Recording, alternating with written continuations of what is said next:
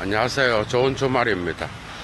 예도는 마르크스와 오전 산책 중인데, 마르크스와 레닌이란 제목으로 여러분들에게 강좌를 열겠습니다.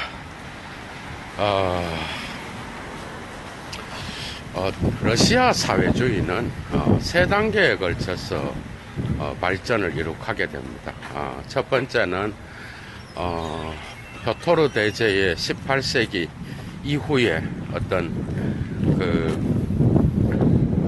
서유럽의 어떤 문물을 받아들여서 러시아의 어떤 개혁을 이끌어내는데, 이 과정에서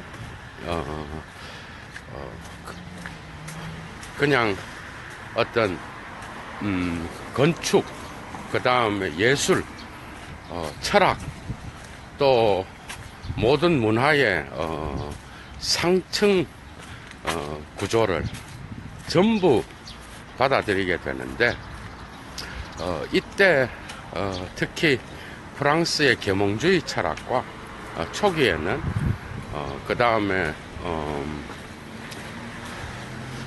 유토피아 사회주의자들, 프루동, 생시몽, 이런 자들의 어떤 유토피아 사회주의, 그 다음에 18세기, 19세기 초엽에는 헤겔, 쉘링, 피테의 어떤 독일의 낭만주의, 이런 것들을 전부 다 받아들이게 되면서 마침내 러시아의 어떤 이데올로기, 러시아의 이념을 만들어내게 됩니다.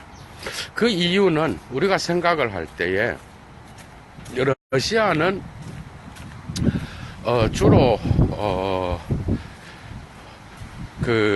우리가 서구 문물을 받아들이면 우리의 기존에 있었던 그 전통의 힘이 파괴될 수도 있다라고 하는 거죠. 그런 생각을 갖게 되는데, 러시아 역시도 표토르 대제의 이러한 서구 문물을 받아들이면서 러시아 전체를 개혁하게 되는데, 이때 이 개혁은 철저하게 서구 문물을 대거 과감하게 받아들이고, 18세기부터 프랑스의 어떤 유학하는 자들이 많았고, 또 19세기에는 독일에서도 유학을 하게 되고, 그죠? 이런 과정을 겪으면서 러시아는 마침내 서구라파의 어떤 변경 지역에서, 그죠? 변경 지역에서 문화까지도 이제는 비슷하게 닮아가는 그러한 형국으로 변화되게 됩니다. 이러면서 러시아의 어떤 작가들은 결코 유럽의 문물을 그대로 받아들이지 아니하고 자기들 전통과의 관계성 안에서 재해석을 하게 되는데, 이때에 유럽에 없었던 넓은 땅덩어리 있죠.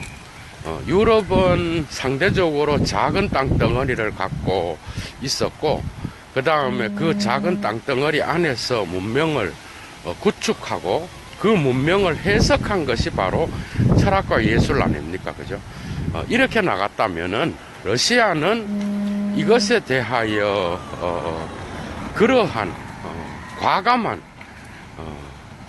개혁을 수행했지만은 서구 문명의 어떤 그러한 이점들을 자기 문명으로 받아들이면서 엄청난 충격을 주게 됩니다. 그래서 이 충격은 마침내 러시아의 어떤 러시아적인 게 무엇인가? 그전에는 그냥 모스크바 제국 시대에는 비잔틴 제국에서 받아들였던 종교적 전통과 그 다음에 땅에 대한 신앙, 이런 것들이 이제는 서구 문명을 받아들이면서 충돌이 오게 되고, 그 과정에서 러시아는 이런 질문을 던지게 됩니다. 과연 러시아적인 게 무엇인가? 러시아적인 어떤 그러한 전통의 어떤 특징이 무엇인가? 이런 질문을 던지게 되면서 마침내 러시아는 18세기에 이르러서 자기 전통의 정체성에 대한 그런 질문을 하게 되고, 그러한 위기 속에서 러시아적인 것들을 찾기 시작했다는 거죠. 이것은 우리가 생각을 할 때 받아들여서 전통을 그냥 없애버리고 서구적인 것으로 찬양하고 그렇게 될 것이라고 생각을 했지만, 러시아는 그렇게 하지 않았습니다. 그러니까 토착화 과정에서 오히려 러시아적인 게 무엇인가를 발견하게 되는 이런 독특한 과정을 겪게 되죠. 그 과정에서 최초의 선물이, 러시아의 선물이 푸시킨, 고골리, 이러한 문학가들이고, 신학 쪽에서는 호마코프라고 하는 이런 자들이 있었고, 그리고 그 이후에 이제 톨스토이, 도스토예프스키, 이러한 거장들이 나타나게 되고, 그죠? 그 모든 것들이 전부 다가 서구 문화에 대한 반동과 그 다음에 서구 문화에 대한 어떤 그 재해석을 통하여 러시아적인 것이 형성되기 시작했다라는 것. 이게 바로 러시아의 어떤 그 사상가들이 나타나게 되는 그런 동기가 되는 것이죠. 그래서 이 개혁 시대에, 이 개혁이라는 건 종교개혁이라기보다는 서구 문화를 받아들여서 서구를 러시아의 어떤 그 땅에다 심는 그 과정의 개혁을 이야기하겠죠. 그러니까 이 표토르 대제의 개혁을 통하여 마침내 이제는 그 러시아적인 것이 무엇인가, 이 과정에서 위대한 사상가들이 쏟아지게 됩니다.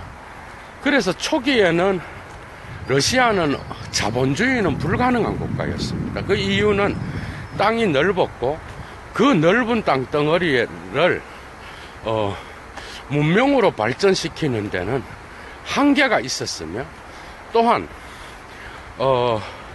자연과학의 발달이 겨우 18세기에 들어서야 이제는 하나씩 들어오게 되었고, 그래서 19세기 말쯤부터 이제 조금씩 자연과학에 대한 눈을 뜨기 시작했다고 보면 됩니다.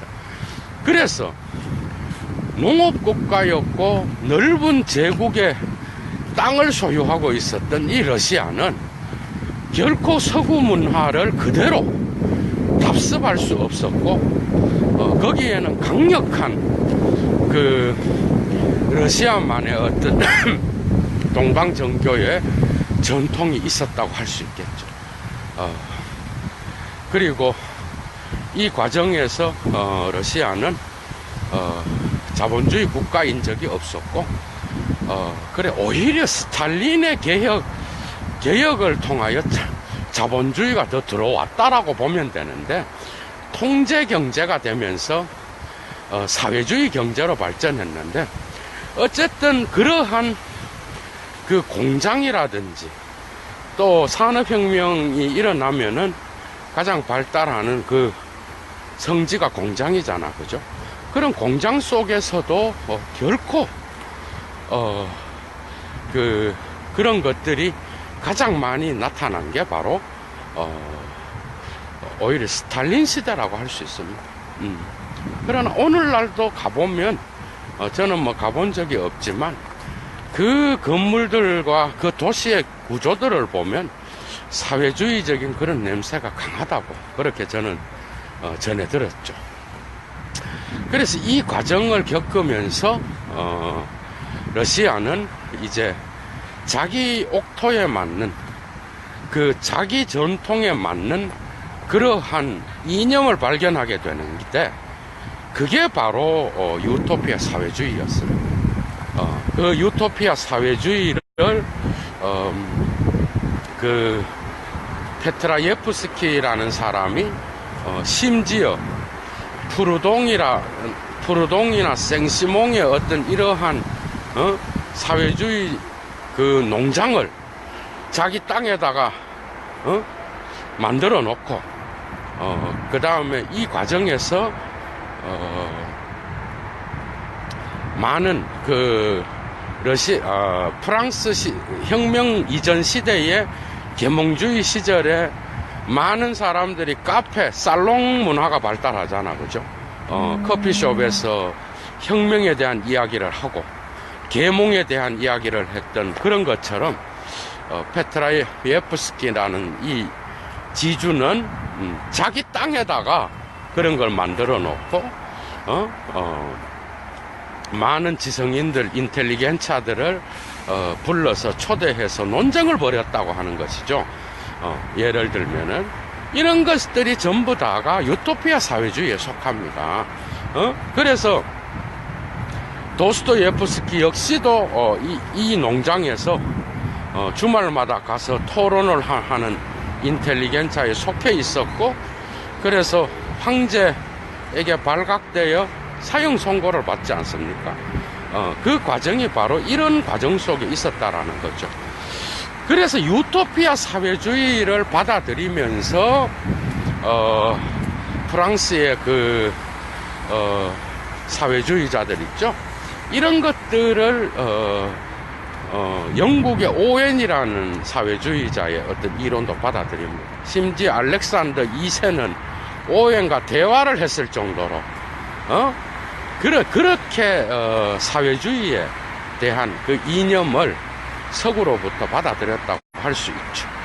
그래서 러시아 사상가들이 이것을 적용시키면서 보니까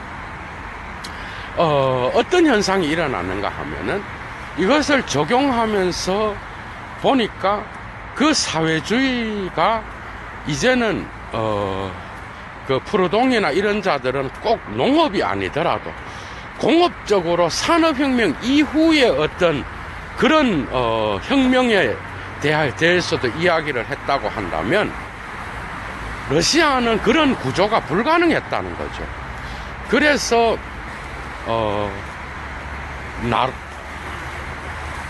나로드니키라고 하는, 여러분 들어봤어요? 나로드니키라고 하는 그 독특한 사회주의가 발전하게 되는데, 그게 바로 레닌의 혁명으로 갈 수 있는 토대를 마련했다라고 하는 것이죠. 그러니까 나로드니키의 이 그 사회주의는 그 나드로니키 그 뜻은 뭔가 하면은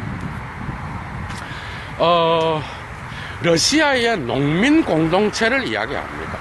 그러니까 이 농민 공동체를 중심으로 어떤 그 사회주의가 형성돼야 된다라고 하는 이러한 러시아만의 어떤 그러한 독특한 사회주의가 발전하게 되는데, 이때 이 나로드니키의 어떤 사회주의자들 안에는 혁명적 인텔리겐차들이 엄청 많이 나타났으며, 그리고 서구의 헤겔이라든지 이런 자들에 대한 관념론에 대한 비판적 해석을 통하여 러시아의 어떤 러시아만의 어떤 그 사회주의, 그리고 혁명론, 이런 것들이 발달하게 됩니다. 이때 대가들이 또 쏟아져 나오는데, 여기에서 톨스토이와 도스토예프스키는 속하지 않습니다. 여기에는 체르니예프스키라고 하는, 그 다음에 또 네차예프, 혁명 이론의 어떤 그 선구자라고 할 수 있죠. 그 다음에 또 바쿠니는 또 다른 방식으로 나타났고, 벨린스키, 그 다음에 트카체프, 이런 사람들, 트로츠키는 좀 서구 사회주의 쪽으로 간 사람이라서 요런 사람들에 의해서 혁명적 인텔리겐자에 의해서 과격한 황제에 대한 어떤 그 군주제도와 농노제를 폐기해야 된다 그러면서 이들에 의해서 뭐죠? 알렉산더 2세를 암살하는 데 성공하잖아. 그 여기에서 이 암살이 오히려 이 나로드니키 사회주의를 붕괴시키게 되는 계기가 됐다는 거예요. 이게 참 독특한 건데, 그 이유는 러시아의 어떤 이 민중들은, 그러니까 농민들은 오히려 황제를 신뢰했습니다, 여러분. 이해가 돼요? 그러니까 황제를 신뢰하고 귀족은 싫어했지만 황제를 신뢰하고 이 황제가 언젠가는 자기들에게 이런 압제로부터 해방시켜주고 이렇게 됐단 말이야.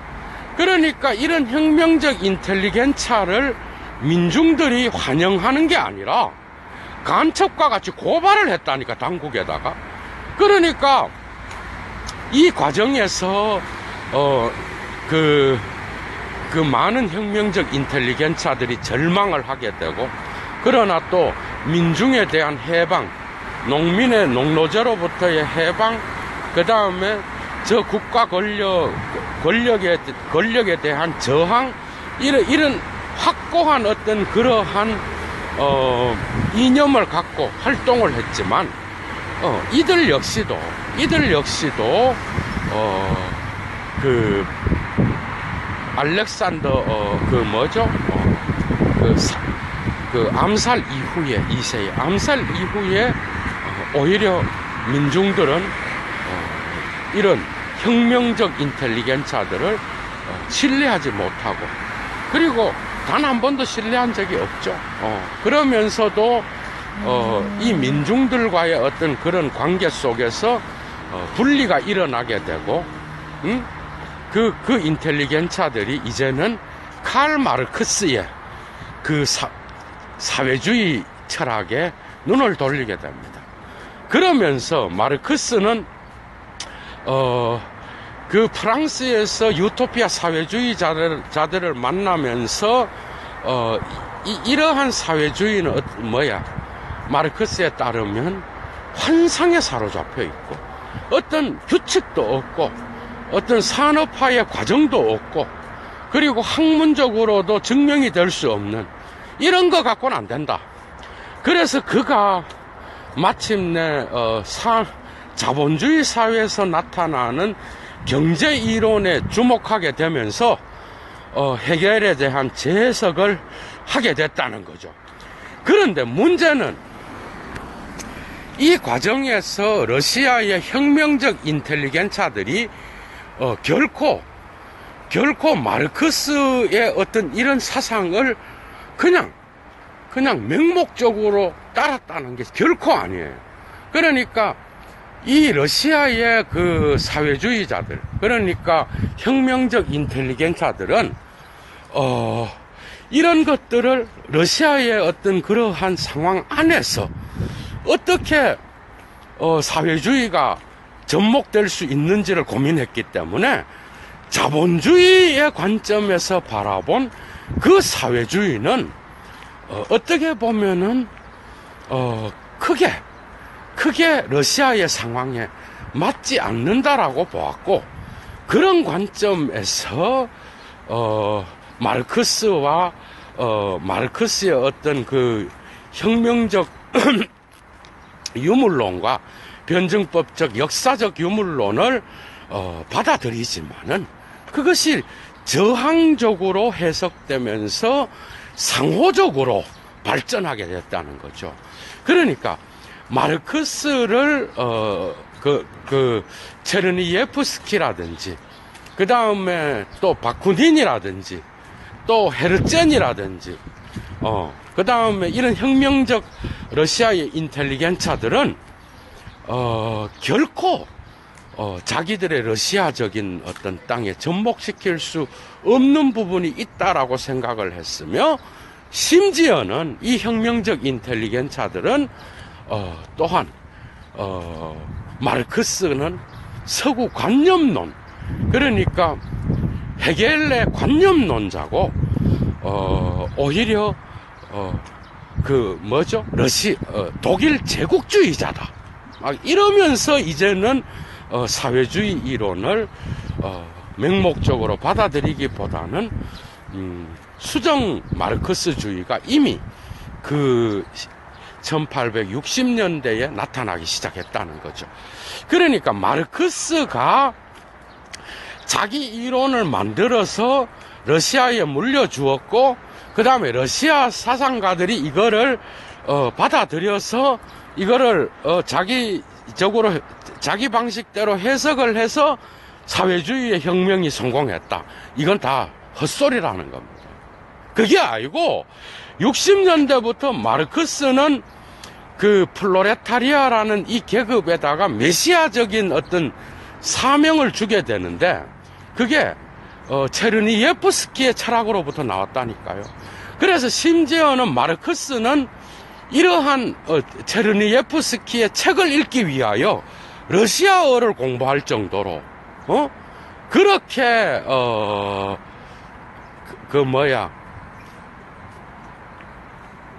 러시아의 어떤 그런 철학이 마르크스에게도 상호적으로 영향을 미치게 되었다라는 거, 이거를 잘 모르더라고.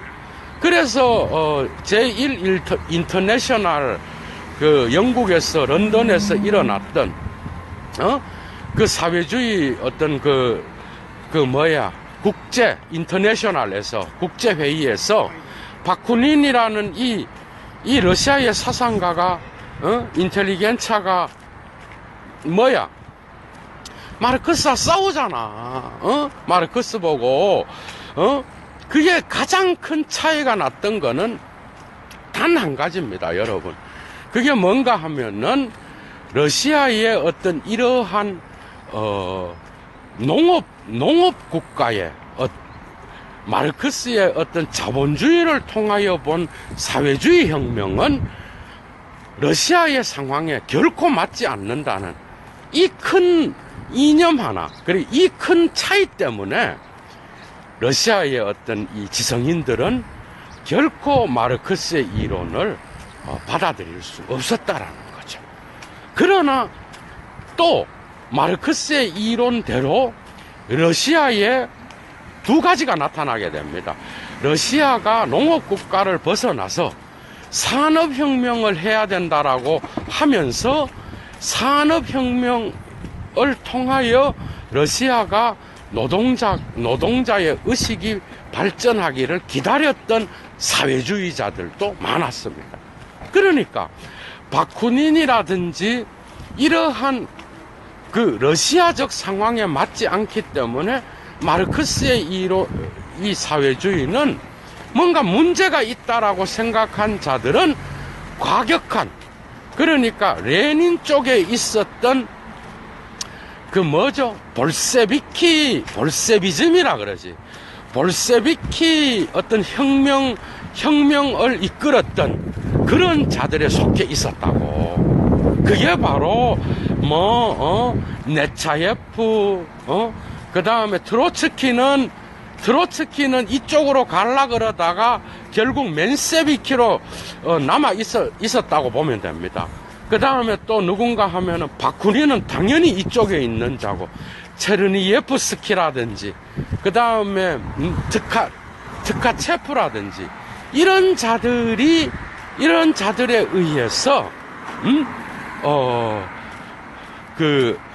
나로드니키 유토피아 사회주의 이후에 나타나는 그 러시아만의 독특한 농민 공동체를 통하여 일어나는 이러한 나로드니키 사회주의에 대한 수정으로서 러시아만의 어떤 그런 것들을 고수해야 된다. 이렇게 하면서 이 혁명적 인텔리겐차들은 마르크스의 이론에서 자본주의를 통해서만 사회주의 혁명이 가능하다는 이 이론을 거부하게 된다는 거죠. 그러니까 레닌이 나올 수 있었던 거는 이미 레닌 자신이 아니라 이런 혁명적 인텔리겐차들의 어떤 러시아만의 독특한 사회주의적 상황을 이미 고민하고 있었던 이런 무수한 인텔리겐차들의 사상이 있었다는 것. 그리고 이런 것들이 심지어는 상호적으로 발달할 수 있었다라는 것. 그래서 심지어 네차예프라는 사람은 여러분, 혁명에 대한 혁명가의 일기를 씁니다. 근데 혁명가의 신조를 쓰는데 그 혁명가는 마르크스는 따라갈 수 없는 그런 엄청나게 라디컬한 그러한 이론을 이야기하잖아. 그죠? 그러니까 이들에게 있어서는 결코 마르크스가 자기 러시아의 어떤 상황에 맞지 않는다라는 것을 이미 1860년대부터 나타나는 그 사상들 안에서 보여지고 있다라는 거죠. 그러니까 이미 이 당시에 그 벨린스키라든지 이런 관념론에 대한 재해석을 통하여 러시아만의 사회주의가 뭔가 이걸 이미 고민했다라는 거예요. 그러니까 레닌이 갑자기 나와서 레닌이 혁명을 하고 이게 아니라니까. 이미 몇십 년간의 러시아만의 어떤 사회주의가 뭔지를 러시아 사상가들은 생각하고 있었고, 그래서 프랑스의 유토피아 사회주의를 마르크스처럼 개조하면서 이제는 개조하는 단계는 마르크스와 러시아의 어떤 이런 사상가들과 함께 가게 됐다라는 거예요. 그래서 마르크스에게 상호적인 어떤 그러한 영향을 미친 것이지, 결코 마르크스가 러시아에게 이걸 물려줘서 러시아 사상가들이 이거를 개조를 해서 그래서 혁명을 했다. 천만의 말씀. 그러니까 마르크스가 바쿠닌한테서도 배운 게 있겠고, 체르니예프스키한테도 배운 데 있겠고, 혁명의 어떤 사상가, 이론가로서, 철학을 썼던 네차예프한테도 배운 게 있겠고, 여러분 안 그렇겠어요? 트로츠키는 또 다른 사람으로서, 나타나게 되는 거라고. 그죠? 그러니까 이런 상호적 발달에 의해서 가는데, 두 파가 형성되게 됩니다. 러시아에는 첫 번째 파가 바로 마르크스에게 어떤 마르크스의 사상을 받아들여서 러시아에도 어떤 산업혁명이 일어나야 되고, 그래서 오랜 세월을 기다려서 플로레타리아 계급에게 어떤 의식화를 시켜서, 그러면 몇 세기를 기다려야지 사회주의 혁명이 불가능한 거지. 그러면서 마르크스의 이론을 받아들였던 그런 자들이 있었어. 이 자들을 비판적 마르크스주의자라 그래. 코미디죠. 그리고 이들이 나중에 맨세비키가 됩니다. 그리고 또 한쪽 편에서는 마르크스의 자본주의를 통하여 사회주의 혁명이 성공한다라고 하는, 이것은 결코 서구 유럽에는 적용될지 모르지만 러시아에서는 이 이론은 맞지 않기 때문에, 그리고 심지어 마르크스를 막 비판합니다. 마르크스는 이 부분에서는 아닌 것 같다. 그래서 레닌을 통하여 나타나는 거기에 붙어 있었던 무수한 자기 선배들, 혁명적 인텔리겐차의 이론과 레닌의 어떤 그러한 사상은 정통 마르크스주의를 따라갔지만 러시아만의 어떤 이러한 토양에서의 그 사회주의 혁명을 이야기했다라는 거야. 그런데 이거를 정통 마르크스라 그럽니다, 여러분. 올소독스, 막시스무스라 그래. 그건 코미디지. 우리가 볼 때는 정통 마르크스는 이쪽 플레하노프와 레닌과 플레하노프라는 사람의 어떤 대립이었는데, 플레하노프 쪽에 있는 마르크스의 이론을 따르는 거의 수정 없이 가능하면 따르려고 했던 그러한 자들이 아니라, 정통 마르크스라는 거는 이러한 마르크스주의의 이론을 수정해서 러시아적인 상황에 맞추려고 했던 이런 자들에게 오히려 더 유익하게 작용했다는 거는, 그리고 이들에게 정통 마르크스주의라고 하는 그것을 입혔다라고 하는 거는 독특한 현상이라고 할 수 있겠죠. 그래서 1903년에 마침내 맨세비키, 플레하노프를 중심으로 하는 서구 마르크스주의 파와, 그 다음에 러시아의 상황을 고려해야 된다라고 하는 볼셰비키 파가 갈라지게 되는 거죠. 이제 이해가 됐어. 그런데 플레하노프, 트로츠키 이런 자들은 가능하다면 러시아에도 이런 자본주의의 어떤 세계가 와서 이런 자본주의 사상이 있어야 된다라고, 자본주의를 통하여 사회주의를 해야 되기 때문에 우리는 여기에 대하여 기다려야 되고, 그래서 혁명은 바로 일어나서는 안 되며 우리는 그 혁명을 러시아의 자본주의가 발달할 때까지 기다려야 된다, 이래 말했고, 레닌은 어림도 없는 얘기, 개소리 하지 말아라. 마르크스는 당연히 자본주의를 통해서 사회주의를 봤지만 우리 러시아적 상황에서는 자본주의의 발전 없이 곧바로 사회주의가 가능하다라는 것을 이야기했다라는 거예요. 여러분, 오늘날 지적은, 제가 볼 때는 지적이 나타날 수 있었던 거는 이런 전체주의 철학에 대한 어떤 재해석이 가능했고, 포스트 모더니즘, 데리다, 락강, 그 다음에 또 누구예요? 레비나스, 또 폴 리퀘르, 미셸 푸코, 이런 자들은 헤겔과 칸트를 니체의 영향을 받아서 재해석할 줄만 알았지, 결코 지적과 같이 이 마르크스와 헤겔을, 전체주의를 또다시 철학 안으로 끌어들이면서 후기 포스트 모더니즘을 이끌어갈 줄 누가 생각했겠느냐고. 시대에 뒤떨어진다고 생각했지. 그걸 다 끌어와갖고 관념론을 다 끌어와가 락강하고 연결시킨다니까, 여러분. 그리고 그 토대는 마르크스주의를 옹호하는, 그러나 순진하지 않는 자본주의 사회 안에서의 마르크스가 어떻게 살아날 수 있는지를 이야기한다니까. 그러니까 이런 러시아적인 철학적 배경이 있다라는 거야, 거기에는. 그냥 지적이 나타난 게 아니에요, 여러분. 그래서 지적은 상당히 어렵습니다. 지적이 민중들을 위하여 쓴 책은 쉽지만, 그거는 그 일반인들은 그것도 어렵겠지.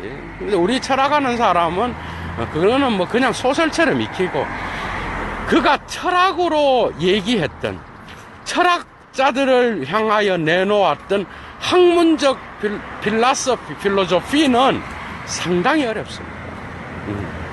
철학한 자들만이 이해할 수 있는 건데, 그 안에는 포스트 모더니즘의 모든 철학자가 들어있고 또다시 모더니즘으로 돌아와서 막 헤엄을 친다고. 그것은 제가 볼 때 이러한 러시아적 기질, 러시아인들, 슬라브족들이 갖고 있었던 그런 전체주의적 기질, 그리고 모든 철학적 이념을 도구마, 쉽게 말하면 종교적 교리로 바꿀 수 있는 능력. 그렇다고 무슨 지적이 종교 교리, 그건 아니고요. 그런 어떤 그 학문에 대한 열정적 파토스, 비센 샤프틀리 셰스 파토스라고 그러죠. 그런 것들을 지적은 소유하고 있었기 때문에 오늘날 서구라파에서 독일도 아니고 뭐야, 독일도 아니고 프랑스도 아니고 지적과 같은 자가 세계적인 철학자로 부상할 수 있었다는 거죠. 그래서 저는 그런 것이 이런 러시아적 토양에서 나올 수 있었다라고 보는 거죠. 저는 제가 철학을 읽어볼 때는 그가 또 얼마나 BBC나 또 뭐 이런 데 나가서 얼마나 웃기면서 철학 얘기를 하냐고. 뭐 이게 뭐 방송국이 뭐 방송인인지 철학자인지 구분이 안 돼요. 오늘날 그런 구분을 하면 시대에 뒤떨어진 인간이 될 테지만은 예도가 볼 때는 그런 게 있습니다, 여러분. 그래서 마르크스는 레닌에 의해서 이미 제가 아까 말했듯이 끊임없이 마르크스가 이야기하지 못했던 것을 이미 러시아 사상가들, 뭐 도스토예프스키, 톨스토이도 들어갑니다, 여기에. 그 다음에 또 체르니예프스키, 호마코프, 또 고골리도 또 다른 방식으로 또 사회주의를 이야기하죠. 트카체프, 그 다음에 네차예프, 트로츠키, 나중에 플레하노프까지 엄청난 어떤 그러한 사회주의 사상을 자기 방식대로 이야기했던 자들이 또 러시아에는 이미 있었다라는 거죠. 그래서 여러분들이 그래서 역시 마르크스가 제일, 이 학자들도 제일 과학적인 사회주의 사상을 갖고 있었다. 이래서 이들에 의해서 마르크스의 사상을 과학적 사회주의라고 이름을 붙인다는 거죠. 이해가 됐어요? 그래서 과학적 사회주의자가 되면서 러시아의 어떤 그 사회주의 혁명의 최고봉에 이르게 됩니다. 그러니까 러시아의 사회주의는 첫째, 유토피아 사회주의, 두 번째는 농민 공동체를 통하여 나타나는, 그 다음에 나로드니키 사회주의, 그죠? 그 다음 세 번째가 마르크스의 어떤 그 과학적 사회주의가 마침내 발전하게 되고 1905년과 1917년에 레닌이 그 러시아 혁명에 성공할 때까지 이러한 과정을 거쳐서 마르크스의 어떤 그 이론이 재해석되고 레닌은 그것을 받아들여서 자기들의 어떤 그 혁명의 어떤 그 이념적 역할을 하게 됐다라는 것.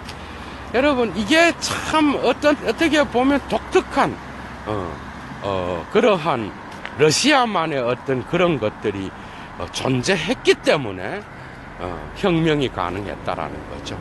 그래서 어떻게 보면 마르크스의 그 혁명 이론은 이러한 러시아의 어떤 그 혁명적 인텔리겐자가 없었다면 실천이 거의 불가능한 그러한 이론이 아닌가. 저는 그렇게 생각하면서 마르크스의 어떤 그 이론이 결코 여러분들은 유물론을 이야기하지만 유물론이 아니라는 걸 제가 여러분들에게 말씀드리겠습니다. 유물론은 이런 겁니다. 쉽게 말하면 해겔은 물질의 어떤 이러한 조건들 있죠. 정신이 물질을 다스려서 이 물질이 정신화된다라고 봤어요. 관념론은. 그죠? 그런데 이런 정신화의 과정을 거치면서 문명이 발달했다라고 보는 게 바로 관념론의 어떤 그런 주장입니다. 그러나 마르크스는 이걸 어떻게 뒤집는가 하면은 문명의 발달은 그게 물질의 정신화가 아니라 물질을 물질의 정신화 과정에서 나타나는 물질적 조건이 정신화를 결정했다라는 거예요. 그게 물질을 정신화시킨 게 문명이 아니라 물질적 조건이 문명을 만들었다는 거예요. 그게 물질적 조건에 의해서 종교, 예술, 도덕, 이런 법, 사회적 이념, 이데올로기가 상부구조가 결정됐다라는 거예요. 그게 하부구조의 물질의 조건이 이 상부구조의 어떤 이데올로기의 어떤 그런 걸 이룰 수 있는 정신화의 과정을 결정했다라는 거야.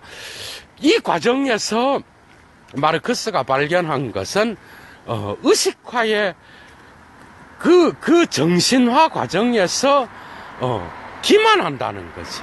이러한 물질적 조건을 속이고 모든 문명은 종교나 그 다음에 예술이나 철학이나 또 도덕이나 법이나 이 모든 이념들이 물질적 조건을 감추게 만들고 그 조건에 의해서 문화가 형성되었음에도 불구하고 이런 경제적인 물질적 조건을 무시하는 그런 철학과 이념에 사로잡혔기 때문에 이 과정에서 나타나는 이데올로기화된 모든 것을 거꾸로 쳐올라가서 이데올로기의 조건을 치고 내려가면 거기에는 인간이 살아야 되는 돈의 문제, 자본의 문제, 그 자본의 문제는 또한 뭐죠?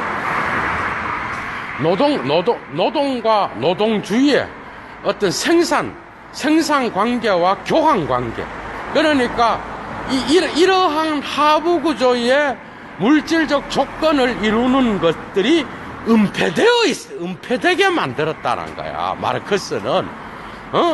그렇기 때문에 여기에서 이제 마르크스는 여기까지는 유물론자가 맞습니다. 그런데 마르크스가 하는 얘기는 여기에서 멈추는 게 아니라고요. 여기서. 그게 중요한 건 이런 거예요. 그러니까 어떤 물질적 조건에 의해서 이러한 상부구조의 문화가 형성됐는데 이것을 관념론은 하부구조의 기능을 없애버리고 상부구조의 것들을 강조한다는 거잖아. 그러면서 물질적 조건에 의해서 형성되는 자연과 노동자의 노동의 관계, 그 다음에 이후에 노동자가 자본주의 시장에서 팔아먹을 때 노동자의 어떤 이런 것들의 사용 가치는 사라지고 교환 가치가 나타나면서 은폐되어 있는 엄청난 물신화의 세계가 관념론은 그런 것들을 인식하지도 못하고, 그런 철학은 관념론은 이런 것들을 인식하지 못할 뿐만 아니라 다루지도 못하고 오히려 민중들로 하여금 그쪽으로 가게 함으로써 은폐의 역할을, 의식의 은폐, 거짓, 가면을 쓰는 이러한 역할을 하게 됐다는 게 마르크스의 이론이겠죠. 여기까지는 유물론이 맞습니다. 그래서 역사의 발전의 토대는 물질의 조건이지 이러한 상부구조의 관념을 이루고 있는 상부구조의 이데올로기가 아니라는 얘기거든. 이해가 됐어요? 그런데 여기까지는 마르크스의 이론을 대부분의 러시아 사상가들도 따라갑니다. 여기까지는. 그런데 마르크스가 이제는 계급을 이야기하거든. 이 부분을 다 순진하다 그러는 거예요. 이건 이념이야, 여러분. 이 부분은 이념이라니까. 이거는 유물론이 아니에요, 여러분. 유물론으로 끝나면 그건 철학이 아니에요. 여러분 생각을 한번 해봐. 유물론이 무슨 물질이 물질이 인간이 없는데 뭘 움직이기는. 그게 아니라 그 조건이 인간의 정신의 생활을 결정한다는 거라고. 그런데 여기서 마르크스가 계급을 갖고 온다고. 계급을 또 부르주아와 프롤레타리아로 나눠요. 이해가 돼? 이 두 개의 계급으로 나누면서 교환 가치에서 이 두 개의 계급이 나눠지면서 이득을 보는, 그러니까 잉여 가치를 발생하게 될 때 이득을 보는 자는 부르주아의 어떤 편에 서 있는 전체 상위 계층이고, 그 다음에 나머지 여기에서 임금과 잉여 가치에 대한 착취를 당하는 자는 누구야? 그거는 바로 프롤레타리아지. 근데 이제 여기에 프롤레타리아인들이 끊임없이 이제 잉여 가치에 손해를 보게 되면은, 여러분, 손해를 보게 되면은, 이러한 가치에 대하여 혁명의 어떤 분위기가 가능하게 될 것이다. 이렇게 하면서 프롤레타리아 혁명을 이야기하거든요. 이 부분은 이념이지. 이런 프롤레타리아 계급이라는 게 실제로 존재합니까, 여러분? 그런 식으로 두 개로 딱 갈라져서 인간의 집단을 부르주아, 프롤레타리아 이렇게 가를 수 있어요? 이렇게 딱 두 개로 딱 나눠서 아래로부터 혁명이 딱 일어나야 된다. 이거는 이념입니다. 그러니까 관념이 없는 철학이 어디에 있어, 여러분? 이게 이제 마르크스의 이론인데, 이 계급에 대한 어떤 프롤레타리아라고 하는 이 계급은 뭐예요? 산업자본주의에 의해서 발달한 노동자잖아. 근데 러시아에는 이게 없는 거예요. 이제 이해가 됐어? 이게 없으니까 레닌을 더불어서 레닌의 선배들이었던 혁명적 인텔리겐자들, 볼세비키에 속해 있었던 자들이 이거는 마르크스가 착각한 거다. 이런 거는 서구 사회에서만 적용될 수 있는 것이지, 우리 러시아에서는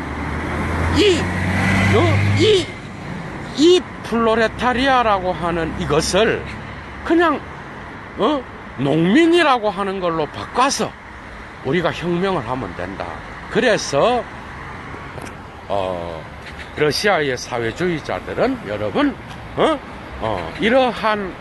이러한 마르크스의 사상에서 프롤레타리아라고 하는 이 개념을 농민의 어떤 민중으로 바꿔버린다는 거예요. 그러면서 레닌은 이걸 바꾸면서 그 농민들이 지금까지 억압받아 왔던 그러한 것들을 이용하여 기가 막히게 자기의 마니페스토, 그러니까 자기만의 혁명 일지를 쓰기 시작했다라는 거. 이미 7, 80년대부터, 여러분. 그래서 혁명이 가까워 왔을 때 그가 책도 내고 90년대, 그죠? 그러면서 레닌은 러시아에게만 적합한 마르크스주의, 이렇게 이야기했음에도 불구하고 자기의 철학은 정통 마르크스주의에 있었다. 이래 말을 하거든.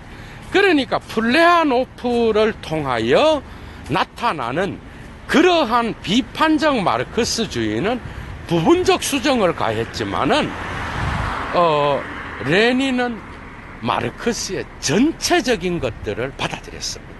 그게 중요한 거예요. 여기서 정통이라는 거는 역사적 유물론에 대한 전체적인 이러한 것들을 받아들였기 때문에 레닌이 정통이란 말을 붙일 수 있었다라는 거예요.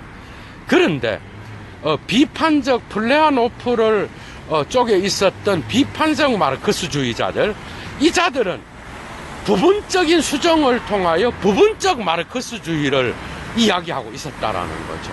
여기에서 어떻게 보면 비판적 마르크스주의자들이 정통 마르크스주의자들보다 러시아에서 훨씬 더 마르크스를 따라가는 것 같다고 이론적으로 보면, 그런데 레닌은 이러한 것을 전체라는 개념으로 바꾸면서 마르크스주의 사상의 골자의 전체 영역에서 플로레타리아라는 개념을 농민으로 바꿨다라는 것. 요거 외에는 모든 마르크스주의의 사상을 수용하게 됐다라는 거죠. 그러면서 그는, 근데 제가 볼 때는 수정이 더 많이 한 게 레닌이에요. 레닌. 알았어? 오늘 이걸로, 아이고, 마르크스와 레닌도 또 다 못 끝나겠네. 그렇게 함으로써 레닌이 자기 혁명에 성공할 수 있었던 거는 이런 마르크스의 어떤 문자적인 그러한 철학을 해석하는 이게 아니라 전체를 보고 그는 고민하지 않았습니다. 그는 행동했고, 플레아노프가 오히려 훨씬 더 레닌보다 마르크스를 잘 이해하고 있었고 학문적으로도 뛰어났습니다. 그러나 레닌은 그런 것에 관심이 있다기보다는 어떻게 마르크스의 이 정신을 실천하고 행동하고 혁명으로 일으킬 것인가에 관심을 가졌다는 거예요. 이 점에서 마르크스의 어떤 최고의 실천가로서는 레닌이 훨씬 더 앞섰다라는 거죠. 이해가 됐어요. 그러니까 혁명은 마르크스의 이름으로 했는데 실제적인 혁명은 레닌이 민중을 통하여 한 겁니다, 여러분. 이해가 됐어? 그리고 러시아만의 그 독특한 그 사회주의적 환경 있죠? 그걸 이용했고, 심지어는 정교 사상에서 나타나는 종교를 직접 끌어들이진 않지만은 그러한 러시아인들의 메시아적 어떤 그러한 러시아의 메시아주의, 그죠? 이것도 엄청난 역할을 했다라는 거죠. 정말 긴 시간이었습니다. 예도가 제 시간이 모자라요. 그런데 이걸 고민입니다. 마르크스와 레닌은 여기서 끝낼 수가 없겠죠. 할 얘기가 너무 많은데 오늘 또 긴 얘기를 했습니다. 좋은 하루 되시고, 예도는 마르크스와 레닌 일을 해야 될지 고민입니다. 할 얘기가 너무 많아. 일단 일은 끝내겠습니다. 좋은 하루 되십시오. 추스.